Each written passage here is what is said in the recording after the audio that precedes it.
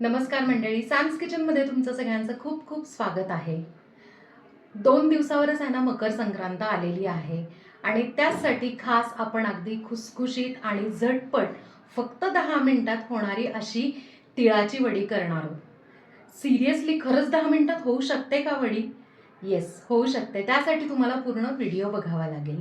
3, 2, 1.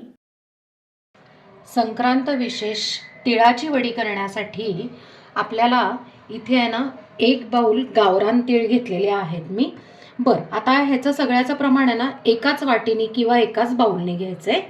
त्यानंतर आपण आहे ना तेवढंच शेंगदाण्याचा कूट घेतला आहे. शेंगदाणे भाजून खमंग साल काढून त्याचा कूट केला आहे, म्हणजे पावडर केली आहे ओबडधोबड.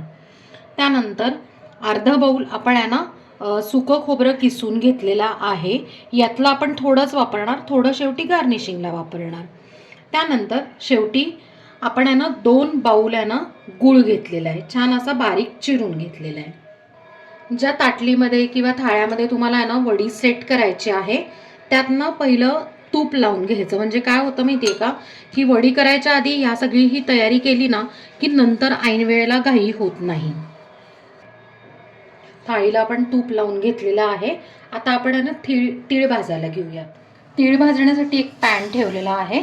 त्यात आता मंद आचेवर आपण आहे ना तीळ छान खमंग भाजून घेऊया.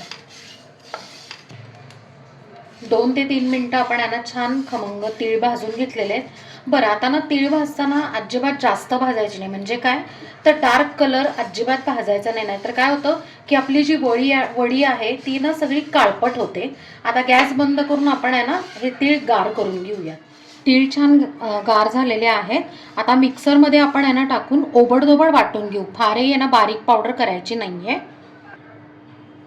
तीळ आपण आहे ना ओबडधोबड आहे ना असे वाटून घेतलेले, थोडेसे जाडसर.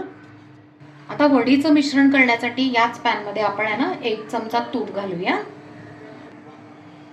गूळ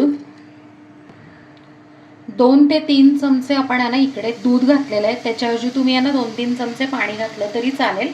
आता लो फ्लेमवर हे कंटिन्यू हलवायचं. म्हणजे काय होतं की गुळाचा जो प्रत्येक खडा जो आहे तो छानपैकी आहे ना मऊ होतो, विरघळतो.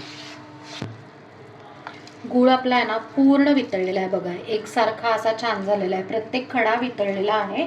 आता ह्याचा पाक करायचा नाहीये बरं का, नाही तर काय होतं की वड्या आपल्या कडक होतात.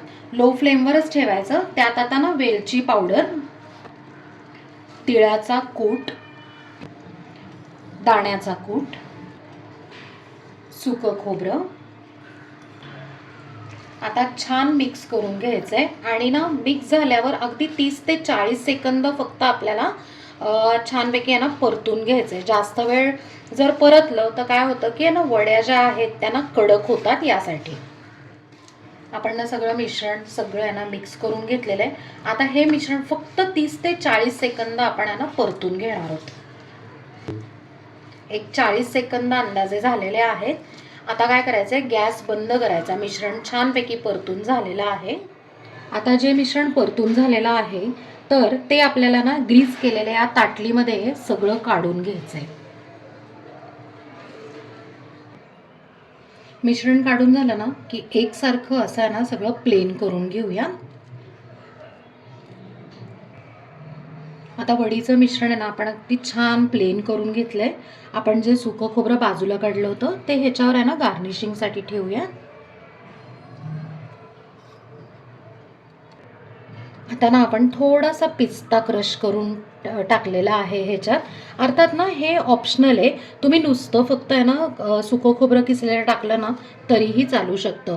पण काय होतं माहिती का, आपली जी वडी आहे ना ती खूप छान दिसते ना, यासाठी मी पिस्ता ह्याच्यात क्रश करून टाकलेले. आता या वाटीला मी थोडंसं तूप ग्रीज केलंय खालच्या साईडला. आता काय करायचं माहिती आहे का, की हलक्या हाताने हे प्रेस करायचं. म्हणजे काय होतं की वडी कट केल्यावर ते अजिबात निघत नाही. आता हे जे मिश्रण आहे ते खूप कडकडीत गरम आहे. ते थोडंसं किंचित आपण आहे ना गार करून घेऊयात. एक 10 मिनटं, एक 10 ते 12 मिनटं झालेले. आता इकडे कसं आहे ना की एक खूण आहे की आपण हात लावून बघायचं. बघा, मगाशी मिश्रण पातळ होतं, आता थोडंसं घट्ट झालेलं आहे. इकडे मी सुरी घेतलेली आहे. सुरीला आहे ना दोन्ही साईडनी थोडं तूप लावलेलं आहे.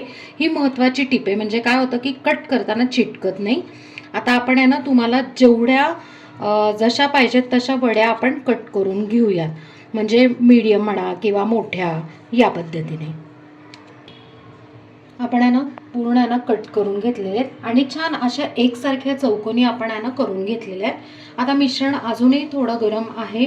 पूर्ण गार झाल्याशिवाय वड्या काढायच्या नाहीत, नाही तर काय होतं त्या चिकटतात आणि मग नीट येत नाहीत. तिळाच्या वड्या आपल्या सगळ्या गार झाल्यात. आता मी तुम्हाला ना एक काढून दाखवते. छान आणि इतक्या छान निघतात ना, आता तुम्ही बघू शकताय काय सुंदर निघाली. आणि मीडियम थिक आहे, फारही पातळ नाही आणि फारही जाड नाही, म्हणजे अशी खाल्ल्यासारखी होते.